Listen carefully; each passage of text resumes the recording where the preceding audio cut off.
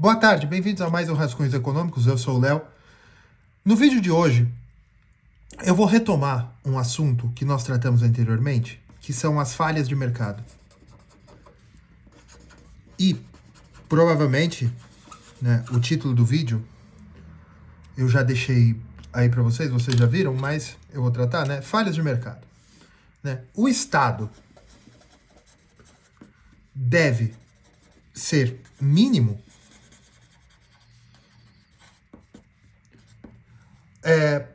Bem, no vídeo de hoje eu vou tratar sobre economia política.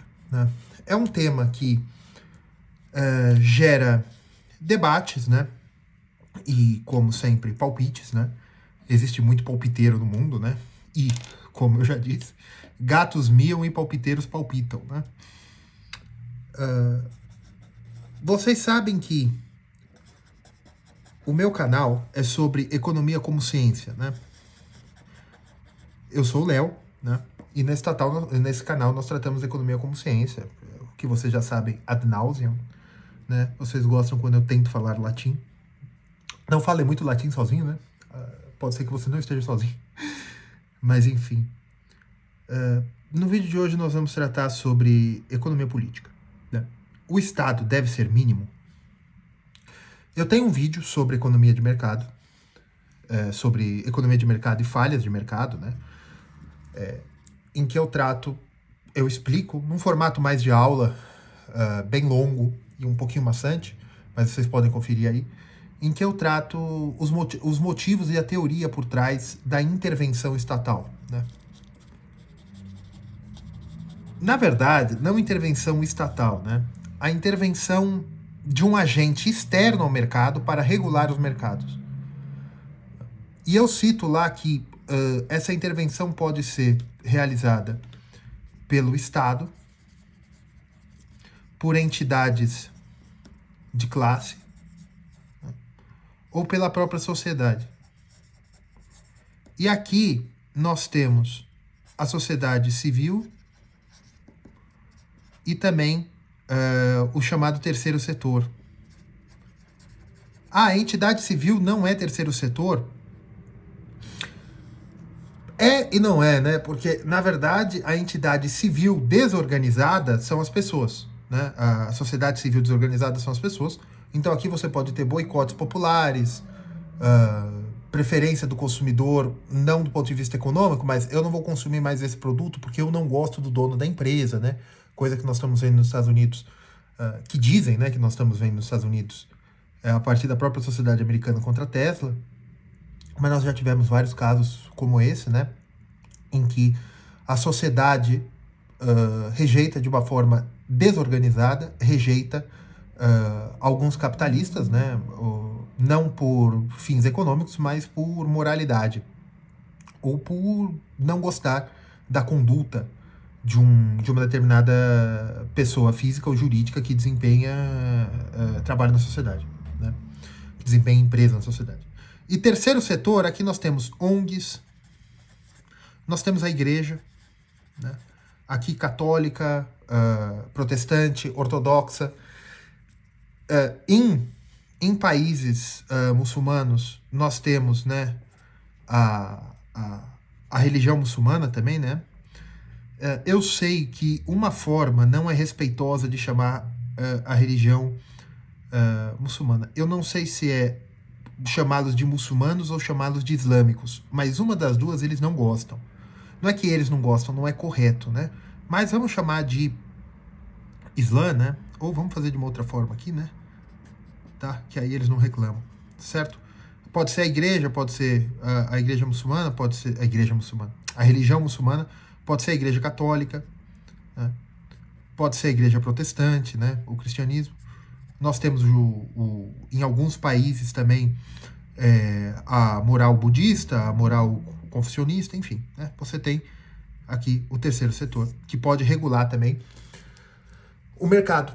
Léo, como é que ele pode regular o mercado? Com moralidade. E essa moralidade é no sentido prático, tá?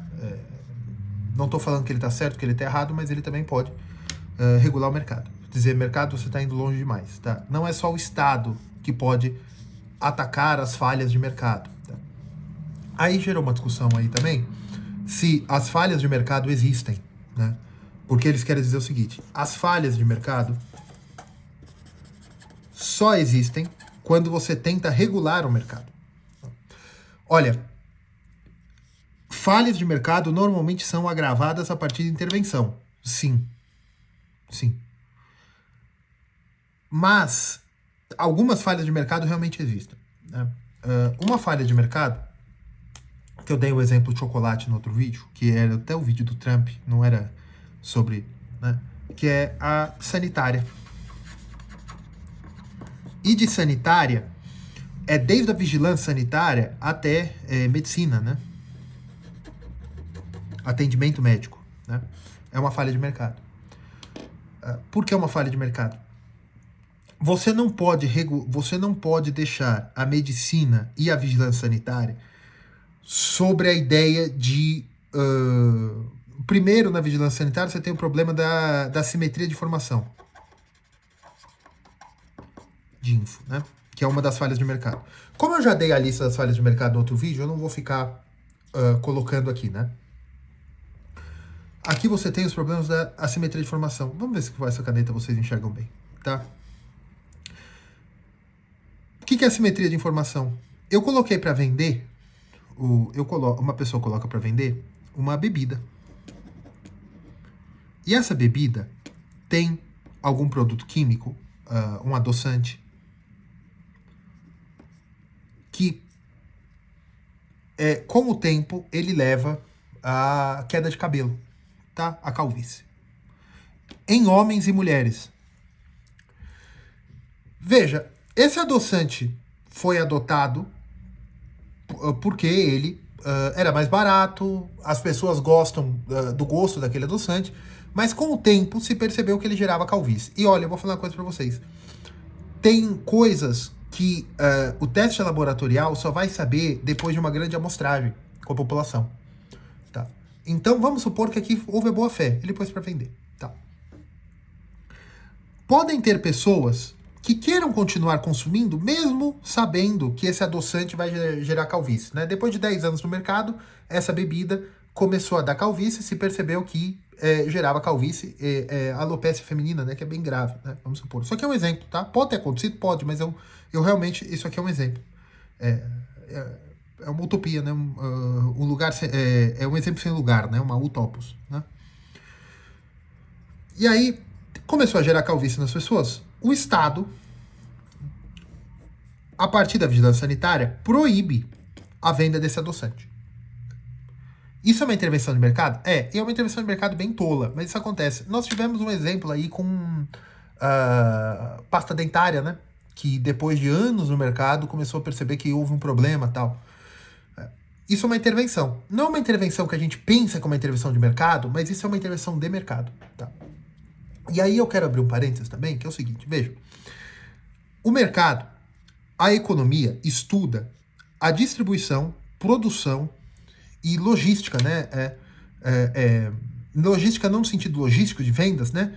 Mas a alocação de recursos. Né? Logística de vendas, não. Logística de transporte, essas coisas. Não. No sentido de alocação de recursos escassos dentro de uma economia. E dos conflitos distributivos dessa produção e alocação. A sociedade que nós vivemos, desde do fim da Primeira Guerra Mundial, né, mas se começou com a Revolução Industrial, é uma sociedade baseada no mercado. Quer dizer isso? Que o mercado, né, o lugar ou a ideia de trocas e produção a partir de livre iniciativa e alocação livre iniciativa a partir dos próprios fatores de mercado do intento de uma sociedade, gera o padrão social, gera modas, atinge a moral, tal. E aí nós temos uma ideia hoje de que sociedade é igual a mercado. Ao ponto que, na cabeça de todo mundo, economia não aqui a matéria científica, né, mas a, a- o ato econômico, ele se torna igual à vida cotidiana. As pessoas começam a explicar tudo por razões econômicas. E quando você começa a explicar tudo por razões econômicas, você começa a dar soluções econômicas. Esse problema do adoçante e da bebida tal, veja, isso não é um problema econômico. Não é. Isso é um problema da falha de mercado. Por que é uma falha de mercado? A falha de mercado diz o seguinte: os agentes que fazem a mercância, né? O culto a Deus, ao Deus Mercúrio, né? A venda, compra, comunicação, esse tipo de coisa, através do mercado, cedo ou tarde, haverão incentivos de assimetria de informação, né? Em que os consumidores não sabem tudo que aquele produto faz. Você vai ter o problema de monopólios e oligopólios, né? E também oligopolsênios e monopsênios. Você vai ter o problema de segurança, assimetria de informação, tal. O monopólio também gera dumpings. Você vai ter incentivos de que um dos agentes econômicos comece a utilizar artifícios não econômicos para manipular as trocas, né? A assimetria de informação é um problema epistemológico. Nem todo mundo sabe tudo, né? Ninguém sabe tudo. Mas nem todo mundo sabe o que está envolvido mesmo das coisas óbvias que estão ali, né? Então, é necessário um agente, uma pessoa ou uma comunidade que fale, olha, você pode vender nesse açougue porque nós sabemos de onde você compra carne, né? Não é carne de animais em que nós não deveríamos comer, certo? Então, veja, isso sempre foi feito. É um exemplo meio esdrúxulo, mas a imaginação de vocês podem ir longe, né? Tem aquele meme, né? Se tem placa é porque tem história, né? Então, a necessidade de agentes, ou de coisas, ou de topos que regulem o mercado é uma necessidade a partir do tempo, né? E aí, quando você tem que a economia começa a ser o objetivo da polis, que é a organização social, a polis é o objetivo, né? Que tem aquela frase, economia estúpido. Não é, mas as pessoas acham que é. O Estado começa o Estado, né, e os entes de Estado, né, que são os políticos, a mídia falante, né, e os intelectuais começam a olhar para a polis como uma necessidade de economia. Como assim? Nós, com o fim da Primeira Guerra Mundial,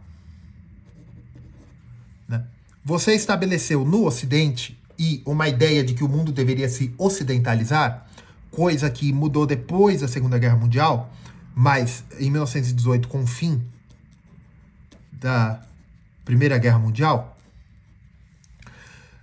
você tem a ideia da liberalização, né, estados nacionais e o nacionalismo nasce em Versalhes. Na verdade, o nacionalismo nasce com Napoleão, né? Mas o nacionalismo nasce em Versalhes, de que seriam necessários entes nacionais e estados-nações e a autodeterminação dos povos. Tá? Bem, e a liberalização. O que é a liberalização? De que as nações deveriam ser regidas pelo mercado. E aqui é a democracia, em que os povos teriam o direito de fazer livres escolhas econômicas de mercado, livre circulação de capital, livre circulação de pessoas e livre capital humano também, né? E a autodeterminação dos povos. O que acontece é o seguinte: quando você atinge esse ponto, o mercado vira, né, o objetivo do Estado. Por quê? Porque com um mercado bom, né, um mercado de bens e serviços, o Estado pode ter autonomia, em que ele pode se impor frente aos seus vizinhos, né, e manter a sua autonomia. Como assim? O mercado, pagando impostos, pode manter um exército, uma influência diplomática, uma capacidade de voz, né, na comunidade internacional. E que um mercado bem desenvolvido, você evitaria, né, o anarquismo,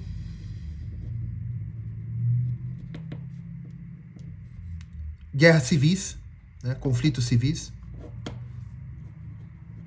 e o comunismo. Léo, de onde você está tirando tudo isso aí? Leia um discurso do Wilson, do presidente americano, do presidente Wilson. Leia um discurso dele quando ele colocou o ZEUA dos Estados Unidos na Primeira Guerra. Leiam, tem esse discurso em vídeo, se eu não me engano. Leiam esse discurso. E o presidente Wilson é só um presidente americano? Não, ele era um acadêmico. Tá? Então, o discurso o discurso é de 16 ou 17. Acho que é de 16. Tá? 1916. Bem, por que eu tô falando tudo isso? Então, você que tem o nascer de uma visão de mundo, né, em que a boa gestão dos estados é interesse. A boa gestão dos mercados é interesse de Estado. Por quê? Um mercado ou uma economia boa leva a capacidade do Estado de manter legitimidade e evitar conflitos internos, guerras civis, anarquismo, comunismo. Tá? Isso, a legitimidade evita anarquismo, conflitos civis e comunismo. E a legitimidade vem de uma boa economia. E para se ter uma boa economia, você precisa tanto de produção, como você precisa de boa distribuição. Aí você gera aqui leis trabalhistas e regulação de monopólios. E um sistema judicial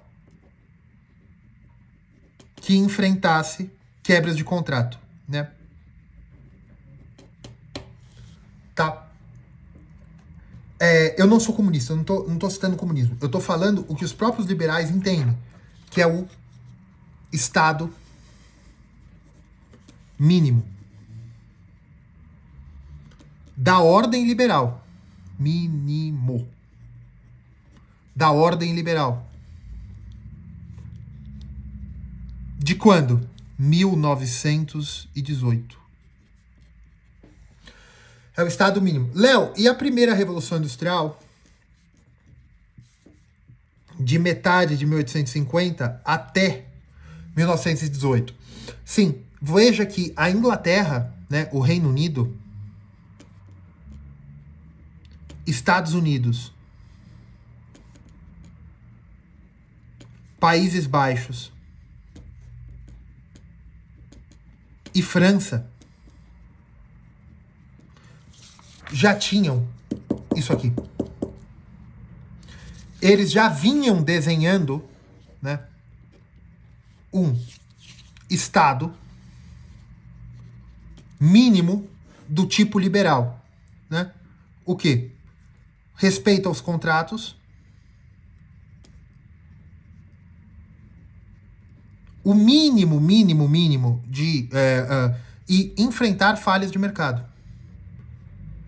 Como assim, Léo, eles enfrentavam falhas de mercado? Tanto do mercado de trabalho, como do mercado de bens e consumos. Léo, você está falando que de 1850 a 1918 o capitalismo já enfrentava problemas do mercado de trabalho? Sim, mas aí não era o Estado que fazia isso sempre. Essas questões foram levadas ao Estado através do parlamento. Ah, mas os Estados Unidos não é parlamentar. É, mas ele tem. Os Estados Unidos têm os parlamentos estaduais. Né? Você tem. O salário mínimo vem bem depois, mas você começa a ter uma regulamentação, sim. Né? E nos Estados Unidos e na Inglaterra, o direito não é o direito romano-germânico, né? É a common law, né? Que vem do direito árabe. É um direito em que você. Um parênteses. A influência do direito árabe no direito americano e inglês a partir da conquista de Siracusa pelos normandos, tá? Vocês dêem uma pesquisada nisso aí. Mas, enfim. O trabalho, o direito, o Código Civil, né? O direito romano-germânico, o direito por códigos, precisa do parlamento, né? O direito da common law, você tem juízes, na Inglaterra, dados pelo rei, né? E o parlamento, evidentemente, mas você tem juízes nomeados, e nos Estados Unidos, né? Aqui o Reino Unido, nos Estados Unidos, você tem a eleição desses juízes. Então você gera uma série de direitos jurídicos para a regulamentação do trabalho, sim, tá? E também a responsabilização se alguém coloca um bem ou um produto que não poderia ser colocado à venda, né? Nessa época, na Inglaterra e nos Estados Unidos, começa lendas, né, de açougues que utilizam carnes de animais que não deveriam, né? Animais primatas, inclusive. Então, você tem essas lendas, né? Essas lendas urbanas tal, e que juízes e a polícia tal começavam a controlar do ponto de vista policial, né? Só que, antes também da Primeira Guerra Mundial, você tem, para enfrentar as falhas de mercado, você tem uma coisa mais importante, você tem a sociedade. E não era nem sociedade civil plenamente, você tinha a igreja, e você tinha as guildas, que na época já não existiam como guildas, né, mas sociedades de classe,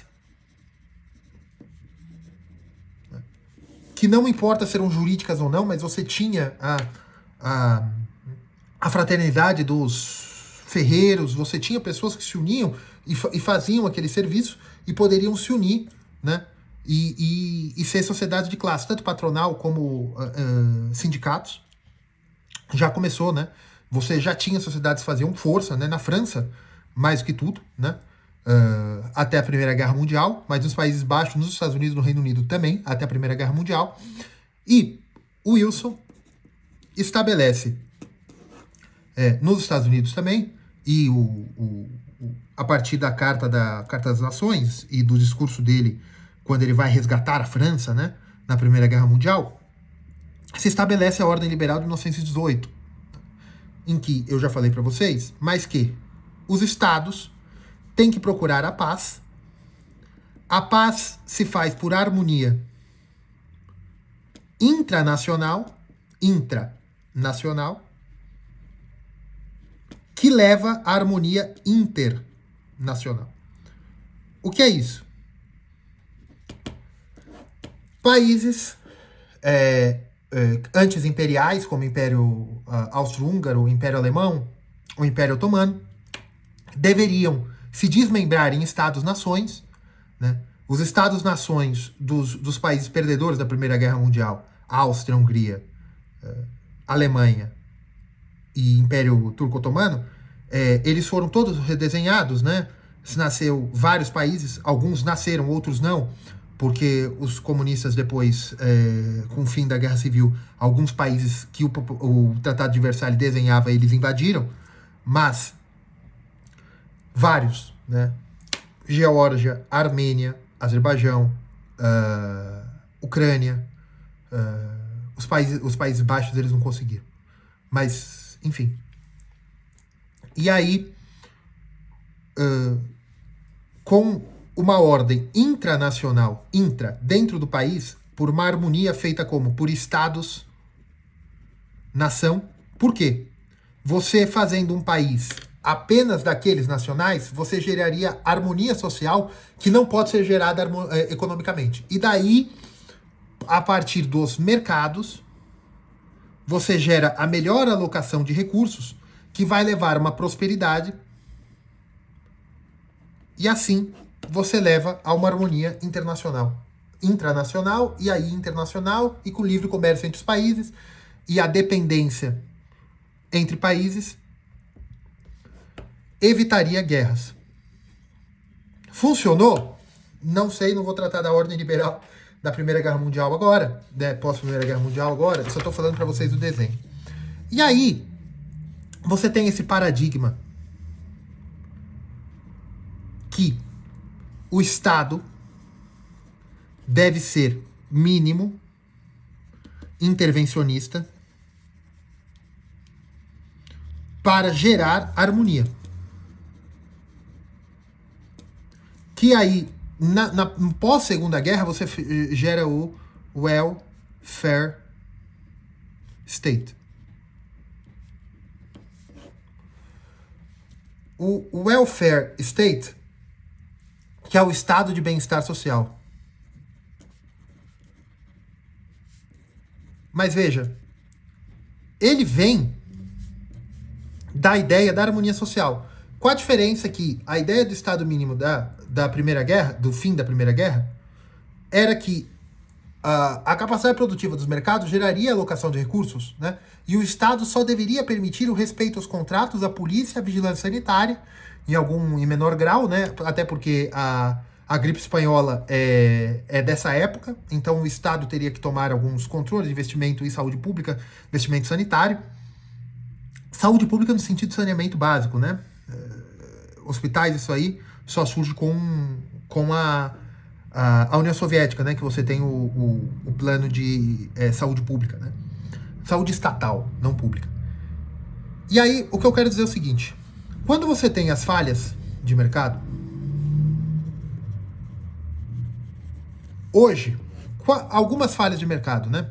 Investimentos necessários que não dão retorno econômico, mas dão retorno social. Por exemplo,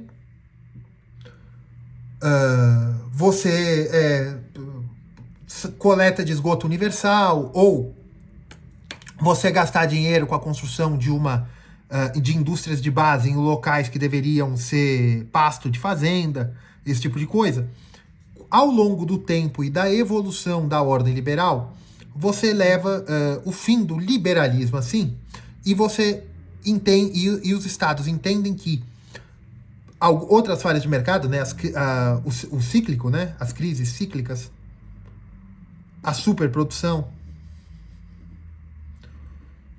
Aí você vem a ideia keynesianista, que o investimento público, a partir do Estado, deveria resgatar a economia para levar a uma harmonia social, evitar a Grande Depressão, porque a Grande Depressão foi feio, viu? O negócio foi feio. E você geraria harmonia, né? Porque o que o mundo pós Primeira Guerra Mundial mais tem medo? Guerras. Né? Por quê? Porque a elite burguesa é uma elite covarde. Nada mais... um burguês, ele só quer satisfação material. O que a guerra destrói? O material e ele mesmo. Em sociedades governadas pela classe guerreira, por exemplo, Idade Média, Roma, tutti quanti, né? Aqui também Cartago, né?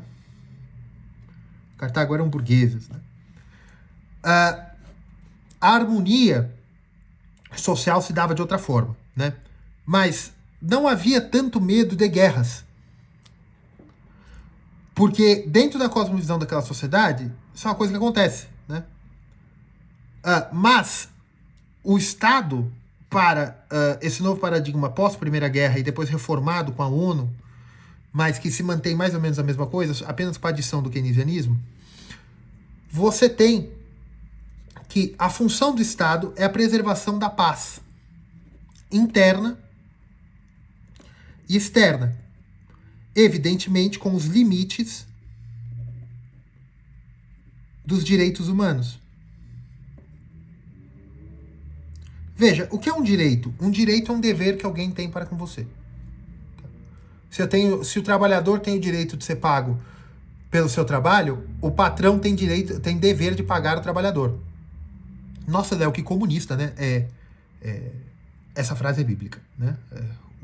O trabalhador tem direito ao fruto do seu trabalho, né? E aí, o que eu tô querendo dizer com tudo isso? As sociedades evoluíram não, chegaram no caminho de que todas as mazelas geradas ou que existem devem ser resolvidas pelo Estado. Nós chegamos no fim, né, das instâncias intermediárias. Léo, o que é isso? Veja. Eu vou dar um exemplo para vocês. Educação pública.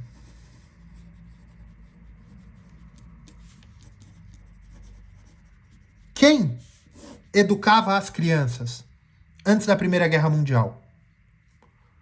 Quem educava as crianças antes da Primeira Guerra Mundial? A igreja. A Alemanha, né, tinha ordens católicas e protestantes. Desculpa, mas no protestantismo eu não sei se a gente pode chamar de ordem, né? Mas haviam ordens religiosas católicas e ordens ou organizações protestantes que tinham escolas confessionais ou não, tá? E você tinha universidades também, né? Educação pública e pesquisa, né? A Alemanha passa no seu processo de modernização, e modernização aqui não é um elogio, tá? No seu processo de modernização com o Bismarck, a Alemanha fecha monastérios e escolas e estatiza e faz o ensino público estatal. Veja, isso é a primeira vez que isso acontece. É a educação universal alemã, né? Foi com o Bismarck.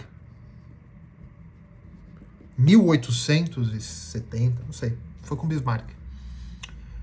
Tá. Na Inglaterra, você mantém esses colégios de elite que são brotherhoods, são fraternidades. Até hoje você tem esses colégios de elite. No Brasil, o Brasil começou com uma organização não estatal com colégio, a Ordem Jesuíta, a Companhia de Jesus, que tinha colégios na Alemanha naquela época também. Mas no Brasil, a educação sempre veio como educação confessional, no Brasil. Tá? Nos Estados Unidos, eram organizações protestantes, colégios batistas, mormons, enfim. E também você tem a sociedade de bairro ou vizinhanças que se organizavam para manter uma escola ou uma instituição de ensino. Né? A própria sociedade se organizava. Ah, mas é pública. Mas não estava na mão do Estado. Era uma instituição da sociedade. E aqui eles atacavam uma falha de mercado. E se desenvolvia educação pública. Saúde pública. Onde começou a saúde pública estatal? Na União Soviética. E por quê? Porque os planejadores centrais soviéticos entendiam que você ter várias clínicas era ineficiente do ponto de vista econômico. Então, de fato, o que a União Soviética fez não foi a saúde pública universal. O que a União Soviética fez, na verdade, foi a instituição da saúde pública como um monopólio natural. Eles instituíram que a saúde pública é uma falha de mercado. Se você tiver vários hospitais com várias máquinas e competindo por médicos, competindo por enfermeiras e por insumo de saúde, você vai dividir isso como um mercado. Isso não pode, isso leva a problemas de alocação de recurso. Então é melhor ser um monopólio natural. Depois da Segunda Guerra Mundial, que saúde pública vira uma questão de direito humano, mas na época era apenas um monopólio natural. Quem dava saúde pública no Ocidente antes da invenção soviética da saúde estatal? Ordens católicas, protestantes e sociedade civil. Como assim, Léo? Santa Casa de Misericórdia. Nos Estados Unidos, você tinha hospitais universitários que não eram estatais, mas que membros daquela sociedade rica, ricos comerciantes, que mantinham uma escola de saúde, que mantinham uma universidade médica, que tinha um hospital escola, um hospital, que é o que a gente pode chamar hoje de hospital escola. Nos Estados Unidos se desenvolveu assim. Na Inglaterra, você tinha casas de misericórdia, evidentemente, da igreja anglicana. Na França, você tem aquelas ordens enormes, católicas também, de saúde pública, o equivalente a Santa Casa. Né? E o que é sociedade civil? Você já ouviu falar de hospital sírio-libanês? Ou hospital israelita Albert Einstein? Ou tem no Rio de Janeiro também, que agora eu não sei o nome. Ou a Beneficência Portuguesa, que eram instituições de saúde da sociedade. Colônias de imigrantes ricos que mantinham casas de misericórdia, só que laicas. Léo, tá. E como é que você faz o problema sanitário? Você tinha guildas, você tinha a opinião pública, também conhecida como fofoca, ou esqueci o nome, quando você tem diz que me disse, bem, esqueci, reza a lenda, né, eu esqueci o nome, mas você tem boatos, né, que fiscalizavam o mercado, ou a prestação de serviço. E aí tem uma outra falha de mercado também, mas é do ponto de vista do ofertante, né? Tá, Léo, e quem vai fazer cadastro financeiro se não houver Estado? Você já ouviu falar de mascate? No Brasil era um nome de comerciantes judeus ou árabes, ou até árabes de origem judeus árabes, né? Judeus que nasceram em países árabes e adquiriram língua árabe, né? No norte do país, no interior de São Paulo, teve muito, né? Que eram comerciantes de porta em porta, né? Que chegavam com uma lista de mercadoria, a pessoa pagava e tal, e eles vendiam a crédito. A pessoa não tinha dinheiro ali, ele falava, tá, semana que vem eu venho aqui, você fica com o produto, uma leiteira, uma caixa de costura, um pedaço de pano, o que se vendia naquela época, né? Do século XIX para o século XX. Tá? Meio do XIX ou meio do XX. E aí ele oferecia aquilo. Se a pessoa não pagar, o que ele ia fazer? O mascate colocava uma taxinha na porta. No batente da porta aqui, né? O mascate vinha. Ah, você não vai pagar? Beleza. Ele colocava um preguinho, uma taxinha no batente da porta. Quando outro mascate viesse, ele via aquela taxinha, ele falava, essa pessoa não tem crédito. Porque algum mascate já não recebeu. Gente, parece esdrúxulo, mas isso existe, pesquisem. Tá.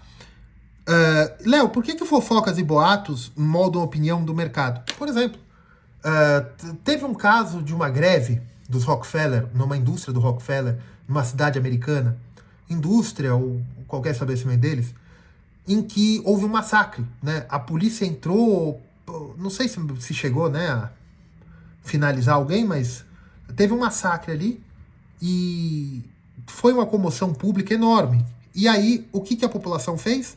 A população que frequentava as mesmas igrejas, tinha um senso de sociedade, chegava e falava, não vou consumir nada do Rockefeller. E os Rockefeller tiveram que fazer uma das primeiras ações de marketing público, né? E eles passaram a temer a opinião pública, né? Porque, não se esqueçam, burguês é covarde, certo? E aí, as guildas também, que são guildas, elas viraram entidade de classe. Exemplo que eu dei, né? A Ordem dos Advogados do Brasil, teoricamente uma ordem, como tem a Ordem dos Músicos, a Ordem dos Economistas do Brasil, que não faz nada, o Conselho Regional de Medicina, o Conselho Regional de Farmácia e tal, teoricamente são ordens não estatais de pessoas que são formadas naquela área e que eles se autorregulam, teoricamente, né? E eles poderiam impedir ou permitir porque eles se reconhecem como pares, né? Eu tenho um engenheiro, eu quero construir uma ponte. Ah, mas aquele negócio que eu sempre ouvi. Ah, mas para algumas coisas o Estado tem que intervir mesmo, porque se o cara constrói a ponte cai, quem vai fiscalizar o papel do engenheiro? Mas quem fiscaliza o papel do engenheiro não é o Estado, é o Conselho Regional de Engenharia. Então são entidades de classe, são os pares que se regulam. E, num exemplo desse, um engenheiro faz uma coisa evidentemente errada num projeto e tem um dano, ele é impedido por esse conselho de trabalhar novamente. E aí você vem o Estado com a força policial se esse cara não concordar com aquela proibição. Tá? Léo, por que você está falando tudo isso? Bem, o Estado mínimo é uma proposta liberal, clássica, e agora os anarcocapitalistas rejeitam até o Estado mínimo, em que o Estado deveria se basear apenas em coisas que o Estado tem o seu monopólio natural, da força, do respeito aos contratos e tal. Só que veja, eu entendo que os comunistas ou outro tipo de pessoa também tem essa vontade de ter um Estado mínimo. É que para eles o Estado mínimo é ser onipresente. Veja, com o desenrolar dos acontecimentos do século XX e o Estado e a manutenção do estado de bem-estar social e a harmonia social, o Estado absorveu tudo. Por quê? A sociedade civil, as religiões, né, o papel das religiões como entidades públicas, a opinião pública, né, e tutti quanti, começaram a procurar representação no parlamento. E eles se tornaram, a única forma de pressão é através do voto. E os políticos tentam o controle ou a harmonia, né? Vamos partir da boa-fé. Através do feedback da urna, em que eles podem dar mais benefícios à sociedade através da partição do orçamento público. Porque a ideia de oferta e demanda entrou para os votos. Quanto maior o benefício, mais eu voto em você. Então, o problema é eu chegar aqui, quanta a quantidade de utilidade no voto. Virou um mercado de utilidade. É o pensamento liberal clássico, utilidade. Mas veja, quando eu disse que existem falhas de mercado, existem. Qual é a falha de mercado? O incentivo que um dos agentes tem de não agir conforme as regras. Então você precisa de instituições que possam forçar aqueles agentes a agir conforme as regras. O que ocorre é o seguinte, quase todo mundo agora, e a ambulância vai embora, uma falha de mercado. Quase todo mundo agora não consegue entender que o Estado, simbioticamente com a economia, quase nunca existiu até a Primeira Guerra Mundial. O Estado sempre dividiu poderes com os intelectuais. Sempre foi os 3 estados, né? Os intelectuais, aqui você entra o clero e tal, os guerreiros, né? A nobreza, e a burguesia, né? A burguesia e as pessoas livres, né? Que são também os servos. Né? Sempre dividiu esse poder. Uma coisa também que agravou esse superpoder do Estado, em que ele se intromete em tudo, é que com Napoleão, você começa a conscrição, né?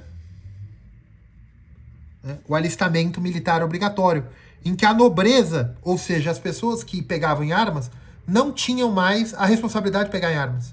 Né? Aí você cria, por quê? A elite burguesa, em que os filhos dos proletários que devem proteger o Estado, e não os nobres que têm esses benefícios. E a intelectualidade se pôs a serviço da produção. Né? A tecnologia é para a produção, não para a iluminação. Então, quando vocês perguntam para mim, o capitalismo é perfeito, não. A ideia de capitalismo que eu vejo que vocês têm é o capitalismo que é pintado pelo Marx, né? A antítese do comunismo. E pelo comunismo realmente ser uma coisa do andar de baixo, vamos dizer assim, né? Vocês acham que tudo que eles dizem que é ruim, então deve ser bom, né? Vocês têm um pensamento, vocês, sentido amplo da palavra, né? Segunda pessoa que está me ouvindo, né? Vocês têm um pensamento maniqueísta. Né? O que vocês gostam é Mazda e o outro é... Né? Então, veja, primeiro de tudo, o Estado, né, ele nasce não para a harmonia. O Estado nasce sempre como a organização social. O Estado romano, você tinha as populações, você tinha os romanos livres, e haviam famílias ali, os patrícios, que ao longo do tempo foram se sucedendo, brigando para o governo daquele estado de coisas. E às vezes eles faziam o monopólio sobre a cunhagem de moedas, às vezes não. Eles faziam o monopólio sobre a lei, às vezes não. Léo, como assim o Estado romano às vezes não tinha monopólio sobre as leis? Leiam a Bíblia, né? Na Judéia e na Palestina, né? Eles tinham direito ao próprio governo, né? Palestina, porque era assim que os romanos chamavam a região que é a Palestina de hoje, né? A Síria Palestina. E aí, o que eu quero dizer é a ideia do welfare state e de que é só você dar mais, que a harmonia social vem pela boa gestão do mercado, leva à ideia de que o governo, o Estado, deve interferir no mercado para o bom funcionamento desse. Mas o que é bom e o que é ruim, você tem o problema do tempo. Né? O que é bom no começo não é bom no final e vice-versa. Né? Então você vai gerar uma miríade de teorias como a keynesiana, MMT e tal, da melhor gestão possível da economia para benefício do Estado. E qual o benefício do Estado? A harmonia. Só que a harmonia às vezes é ruim. Às vezes é bom conflitos, não sangrentos, mas eu digo, é necessário você deixar as coisas acontecerem. Né? Porque aqui você tem o dirigismo estatal que leva ao favorecimento de algumas elites, alguns grupos de pessoas e perseguição também. Léo, então é melhor o comunismo. Eu não estou analisando ainda a dinâmica interna, econômica e de direção e de planejamento ou o ente de Estado, o bem de Estado do comunismo. Eu estou analisando a ordem liberal. Por quê? Porque o Brasil se insere no paradigma da Primeira Guerra. Por quê? Porque o Brasil foi uma das potências ganhadoras. A gente esquece, eu falo muito mal do Brasil, mas a gente esquece o Brasil. Ele venceu a Primeira e venceu a Segunda Guerra Mundial. E o Brasil venceu as guerras napoleônicas também. O Brasil teve lugar de assento no Concerto de Viena, em Versalhes e depois em São Francisco, na Carta da ONU. O Brasil sempre esteve do lado das potências ganhadoras desde a Guerra dos 30 anos. Como? Mas o Brasil não existia em 1700 e tanto. Mas o Brasil, ele é o estado sucessor, é um dos estados sucessores do Reino Unido de Portugal, Brasil e Algarves, não sei falar. Então, por que eu estou querendo dizer tudo isso? O Brasil foi colocado, nos últimos 20 anos, como periferia do mundo. E aí a gente tem até essa ideia, não, o sul global. O Brasil é uma potência atlântica. Ah, mas o Brasil não é ocidental. É. Deem uma passada, vão para Bolívia, Peru, Paraguai, e vejam que se aquela cultura não é mais estranha do que a cultura francesa. Tá? Mas não era isso que eu queria entrar no vídeo. Mas o Brasil pegou toda essa ideia de dirigismo, que o Estado, ente de Estado, e no Brasil teve o problema do positivismo também, né? Problema mesmo. De que o Estado tem que tomar conta de tudo para o bem da população. Nós devemos parar de exportar café. Vamos começar a vender carro. Ah, mas não tem dinheiro, não tem problema. Emite moeda, porque o dono da moeda sou eu. Somos MMT antes do MMT, né? Pre-Modern Theory, né? E vamos desenvolver tudo isso, vamos fazer acontecer e vamos desenvolver. Aí você gera uma série de problemas e, pior de tudo, você diminui a harmonia social quando o Estado começa a tomar conta de tudo. Por quê? Porque você destrói as instituições intermediárias. A igreja vira um lugar só para você se sentir bem. A sua família vira um lugar só para você falar mal deles e querer sair de lá o mais rápido possível. Os seus vizinhos viram um lugar só de fofoca e de onde você conseguir relações interpessoais baixíssimas, né? Às vezes você nem conhece o vizinho. E tudo vai sendo destruído. Por quê? Porque o Estado toma conta de tudo. O que é tomar conta? Tomar o lugar de ser daquelas instituições. Né? A educação universal. Hoje, muita gente pergunta para mim, Léo, como é que resolve a educação universal? Vouchers, né? Ou seja, o Estado deve fazer a rede própria ou deve terceirizar para as escolas? Não.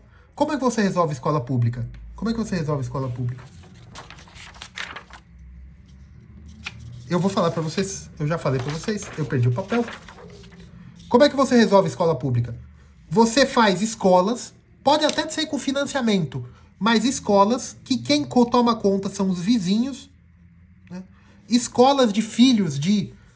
vamos pegar aqui, todos os filhos de... não sei, dos cabeleireiros do bairro. Todos os filhos de cabeleireiro, aqui nós vamos reunir um dinheirinho, nós vamos fazer a associação de cabeleireiros do bairro de Nossa Senhora, meu Jesus do Céu. Nós vamos fazer essa escola mantida por uma taxinha que todo mundo vai pagar aqui, quem quiser, livre associação. E essa escola nós vamos contratar os professores e o programa educacional vai ser esse. Tá? Pronto. Como é que eu resolvo a educação? Igreja. Vamos supor, eu sou católico oriental, assírio, tá? Monofisista, beleza. Eu quero fazer uma escola, tá? Santuário, tá aqui. Poucos pegaram essa referência. Hein? Escola do Santuário, eu vou fazer essa escola e aqui, parte do dízimo da missa, nós vamos manter a escola e aqui, mas é confessional, mas o filho é meu e eu vou pôr aqui nessa escola. Quando ele crescer, se ele não quiser mais ser assírio e ele quiser virar shintoísta, problema ou bênção dele, certo? Mas a escola vai ser mantida pela igreja. A igreja católica vai fazer uma escola, cada ordem vai manter com o dinheiro dele, dinheiro de mensalidade, mas veja, é para uma educação da comunidade. Né? E escolas de classe. A Ordem dos Advogados do Brasil pode querer fazer uma faculdade de direito deles. Pode. Hoje não pode, mas eu digo, é da empresa humana, né? Como é que eu resolvo o problema da saúde pública? Entidades de classe, Santa Casa de Misericórdia. Não precisa, plano de saúde que pague o voucher. Gente, vamos sair da solução de mercado para coisas que são falha de mercado. Tem coisas que nós não podemos deixar ao mercado. Outra coisa, meus amigos, muitos de vocês devem me odiar depois dessa frase. Vamos parar de analisar as relações humanas da ordem sexual, né? O mercado sexual, como vocês dizem aí. Vamos parar de analisar do ponto de vista de mercado. Porque a demanda da mulher... Gente, vamos parar com isso. Nós estamos falando de ser humano, não estamos falando de bicho. Você pode falar a demanda da galinha, a demanda de golfinhos no sul do Atlântico, você pode falar da demanda da carne de baleia no mar do Japão, você pode falar disso, mas de gente você não trata assim. Por quê? Porque o que você começa a tratar como objeto vira objeto na sua cabeça, certo? Então, vamos tratar direito as coisas. Como um grande problema do Brasil, que não pode ser resolvido do ponto de vista econômico, a diminuição da natalidade. Vamos dar bolsa para as famílias terem mais filhos. Nós já estamos fazendo isso faz 30 anos. Não resolve? Como é que você resolve? Você reestrutura o papel da família. Todo mundo fala, não existe vácuo de poder. Veja, essa ideia é uma ideia hermêutica. De que não existe vazio. Né? E que as energias, vamos dizer assim, elas se reorganizam. Isso é uma definição. Mas eu posso dizer o seguinte, existe uma ordem natural. E essa ordem natural das coisas, as pessoas vão demandar ou oferecer serviços em que, se eu fecho uma estatal de petróleo, vai vir uma outra empresa e vai colocar no lugar. E vai se pôr no lugar. Mas isso não é bom para o país. Tá. Vamos fazer o seguinte. Petróleo e energia nuclear, a gente conversa amanhã. Agora, eu não preciso de... uma empresa pública para dizer onde eu posso construir uma linha de trem. Uma linha de metrô. Né? Porque quem fez todo o sistema ferroviário do Brasil? Os ingleses. Foi o governo da Inglaterra? Não, foi meia dúzia de banco inglês que pertenciam a lords e tal, mas eram lords que não tinham nem intersecção para construir ferrovias pagas pelo governo no sul da África, né, na expansão colonial, neocolonial na África. Eles eram para o Brasil bancos ingleses, engenheiros ingleses que vinham para o Brasil construir ferrovia. E foi assim que foi feito. Léo, então você tá querendo voltar para a ordem pré-Primeira Guerra? Sim, porque a Primeira Guerra Mundial foi um erro. Mas não é que eu quero voltar. O que eu quero dizer é o seguinte, essa expansão do Estado, que está tomando conta de tudo e de todo mundo, não é bom para a harmonia social. Esse dirigismo destrói e perversa os mercados. Não é que os mercados destroem a política com a corrupção. O poder corrompe. Em todas as sociedades, a possibilidade de dirigismo e de tratar as coisas como fatores, seja fatores de produção ou fatores de uma receita de bolo, você se coloca como Deus daquelas pessoas, daquelas coisas. Né? Você é Saturno decidindo qual Deus chegará à idade adulta. Né? E aí, como você se volta contra Saturno? Como Zeus se voltou contra Saturno? Cortando a barriga. Então, veja, essa dinâmica em que a ordem liberal se colocou, por medo da guerra, se colocando como um grande Saturno, tá? Que pode enfrentar e determinar o que é certo, o que é errado, você está gestando um Júpiter. E esse Júpiter, né, Zeus, vai destruir Saturno. Então, é complicado, né? Léo, mas esse canal é de economia, por que você está falando de política? Não, isso aqui é economia política. Isso aqui é economia política. Por que economia política? Porque eu estou mostrando para vocês a dinâmica econômica moderna. É o capitalismo? Não. É o que o Estado se preocupa. e o que a economia política se preocupa hoje. A economia política virou a harmonização dos conflitos distributivos da sociedade. E o ímpeto da economia política hoje é a resolução desses conflitos.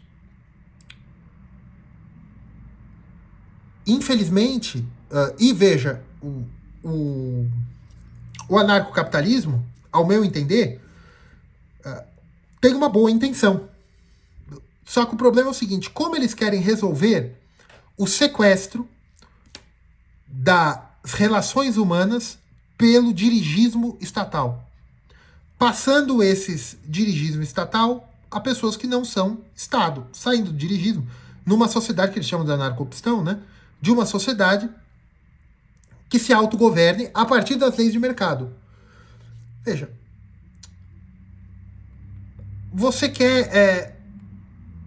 isso é materialismo, em que as coisas só podem ser resolvidas pela quantidade.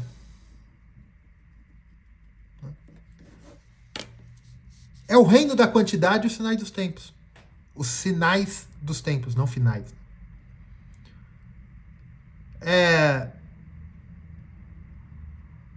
Eu já falei muito, mas eu vou deixar aí para quem gostar da referência. 0.999999 é diferente de 1, certo?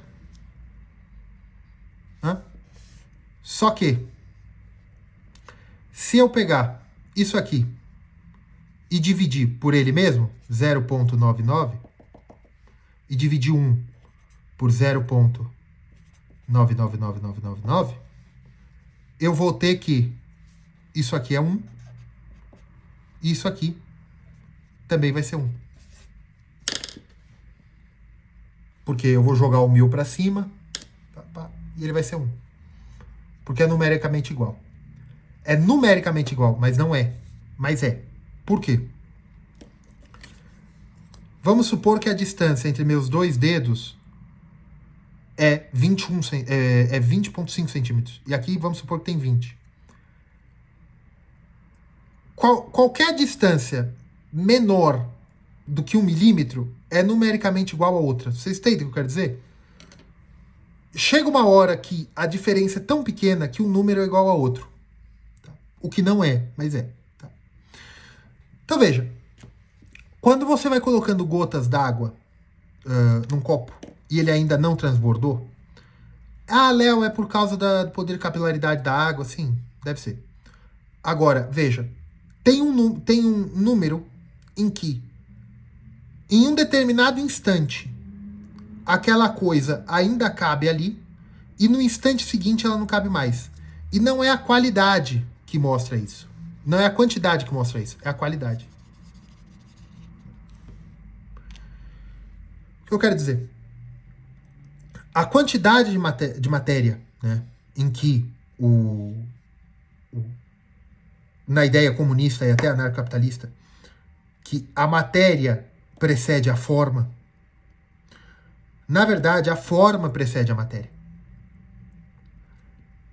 Não importa se o Estado está na mão de entes particulares, se o mercado está na mão de entes particulares e o mercado vai fazer as funções de Estado, até polícia privada e o caramba, ou se é o Estado em si. Porque no fim, no mesmo, é a mesma forma. O que muda é a matéria. E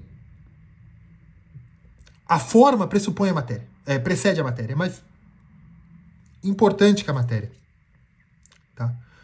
Por isso que eu dei essa volta inteira para falar o seguinte: as falhas de mercado não precisam ser combatidas nem pelo Estado e nem pela abolição do Estado. As falhas de mercado podem ser combatidas pela sociedade civil, pelas igrejas, pelas religiões, por guildas, por organizações patronais, organizações trabalhistas, né, sindicatos e esse tipo de coisa. Sindicato é coisa de comunista, não é. Tanto não é que eles cooptaram os sindicatos, né? Os sindicatos antes eram contra o movimento internacional. tá bom? Gente, falei demais, né? Abraço, fique com Deus. Curta, compartilhe.